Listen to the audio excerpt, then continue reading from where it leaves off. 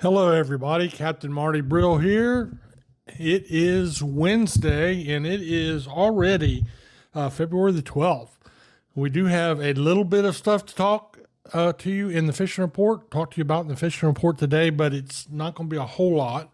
But we'll tell you what we do have, like always, and I'll be back to do that in just a moment. Teachers Lair Marina in Hatteras Village is the closest spot on the Outer Banks to the Gulf Stream. Just inside Hatteras Inlet, Teachers Lair is fully loaded with bait, tackle, ice, snacks, and drinks for your fun-filled day out on the water. Want to get rigged up to catch the big one? Lee and the gang in the tackle shop can outfit you to catch whatever is eager to get hooked. To see the marina, the tackle shop, or to book a charter, go online to teacheslair.com. Teachers Lair Marina in Hatteras Village. Your fishing venture awaits. Scrambling around to different stores, in and out of the car multiple times to make sure you have everything you need for the beach, that can be such a hassle. But not with the Breeze Through in Avon. Breeze Through is your one stop for gas, beer, drinks, ice, sandwiches, snacks, coffee, sunscreen, and the best part? You don't even have to get out of your vehicle. That's right, just sit tight. Breeze Through will bring everything you need right to your car. Looking for a keg for a special event or gathering? Breeze Through is the only store on Hatteras Island who sells them. Breeze Through Avon,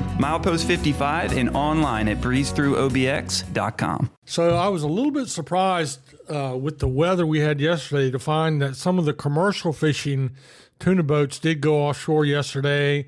One report I heard back from a good source was that it was as rough as they'd ever seen it, which did not surprise me because it was really a windy, wet day. And you get out there 35, 40 miles offshore on the edge of the Gulf Stream, it's going to be even rougher, which it was. I never did hear anything else from them last evening, whether any of them caught any or not. We do know that the giant bluefin tuna are still out there.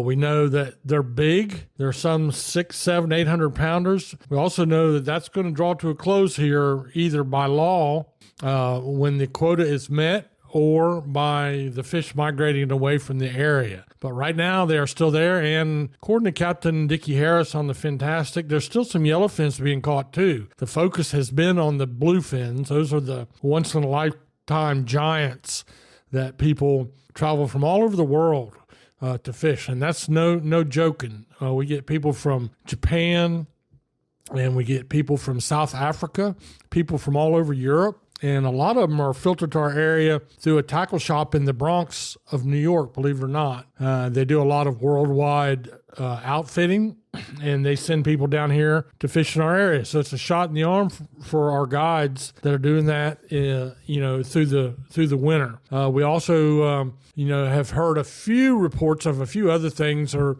somebody, believe it or not, actually the other day caught a wahoo. He must have been lost, but that is the report that I got. Other ocean fishing going on would be in close to the beach. And by the way, while we're talking about close to the beach, yesterday there was nobody looking around the sea buoy a mile offshore where Jack Graham caught that great big almost 700-pound bluefin a couple days ago. The spot seemed to be down there way offshore, and that's why it was rough as it was. So, but on the beach, there's still, especially down on Hatteras Island, there's still, according to Kara at Red Drum, Tackle in Buxton, there's still a few puppy drum and a scattered black drum to be caught, and there's been a few sea mullet. That too is on a day-by-day basis. You got to put in your time, but there have been some days it's been actually pretty good. So that's the only two things that are going on that I'm aware of, other than a few sharks in the ocean.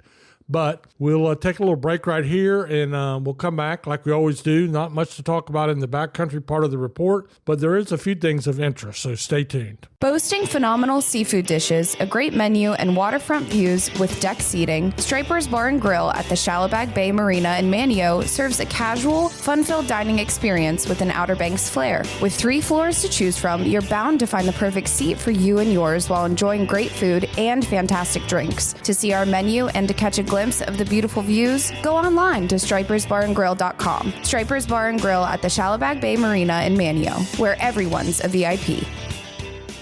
So as for the backcountry, it's about as minimal as we've seen it since last winter, to be honest with you. There just is not much going on with the trout season closed due to the Cold Stun event and just really not many other options. There might be a very scattered puppy drum, but just really, I'll call it like I see it. There's not a whole lot to write home about and very little effort going into that right now. Crappie fishing on the pretty days, crappie, speckled perch, whatever you want to call them, in the inland waters, East Lake, Mesquite, places like that. If you're geared up for that, you already know this will be old news to you, but there's a little bit of a crappie bite going on right now. And I don't have anything else in today's report, so I won't keep you, I won't waste your time. I will tell you, though, that if you're planning on going fishing in the upcoming year, the upcoming summer season, now's the time to book your trips, especially if you want to go offshore tuna fishing. And when you do that, you want to make sure a couple things. Try to go in the middle of the week if you can. And if you can't do that, well, you can only go on the weekend, but just remember their fleet is twice as big on the weekends, and that puts a lot more pressure on the tuna, which are a surface fish, it can drive them down. The other thing is, if you do book a day, whenever you do, but especially the ideal thing is to book a trip on a Tuesday and keep Wednesday open as an alternative.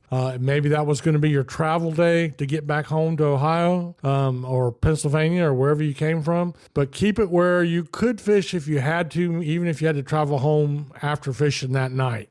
Just something I try to recommend to everybody is to book your primary day and your secondary day. If you're going to go to that much trouble and travel that far, it's just a great idea. So anyway, thank you all for listening. Thank you for joining us for our Saturday morning program, which you can find right here on this same place that you're listening to me right now. And look around a little bit. We did a 1 hour, a little over an hour actually, presentation that downloaded on Saturday morning, and we covered a lot of territory, especially when we talk about the Pirates Cove Billfish Tournament, and we talked a lot about winter drum fishing with Kara down at Red Drum Tackle. So scan around there on our list and take a listen. Leave us your comments if you will, and have a blessed day.